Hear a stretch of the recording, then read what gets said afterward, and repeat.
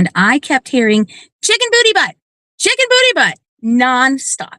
I looked around and it was there was a family. And I think the kid, I mean, I don't know, he was somewhere around 10ish, a little bit younger, a little bit older. Hard to tell because usually at that age, they're not yelling out chicken booty butt. But this kid was doing it nonstop to the point that it was like 50 times, no joke. And nobody did anything. Nobody stopped him. Nobody corrected him. Nobody talked to him. I did notice that his sister, which looked like maybe a year older than him, would say something and then he'd shout her down, and nobody stopped that either. And it's the same concept as when they're toddlers, only they are supposed to have a little bit more self control as they get older. But you want to do a few things.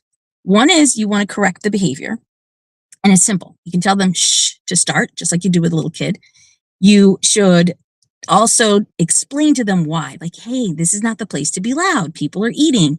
Or, hey, you can't be saying chicken booty butt at the top of your lungs because there's a lot of young kids here too, and a lot of parents, and they don't want to hear that. That's fun talk that we could do at home, but not at the top of your lungs at the restaurant.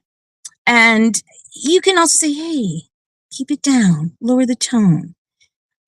You don't have to be violent. You don't have to be yelling at your child. There's different ways where you can correct the behavior. The other thing is you really want to explain why so that they start learning.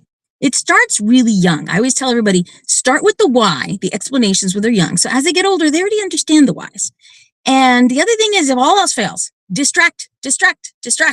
Just start talking about something else. If they're an older child, say, hey, let's take a walk around. And you start pointing out, oh, look, the ice maker. Oh, look at those people. They're sitting over there. What do you think they're eating? Like anything to distract them from that behavior. But the other part of the story is my daughter didn't care. I was like, do you hear this? Like 50 times, chicken booty butt. And she was like, Mommy, I wasn't even paying attention. Why? Because she was watching whatever video she was watching on her phone, which was great for her. But I couldn't tune it out. And as a pediatrician, I tune out so many sounds, but chicken booty butt was just not one of them.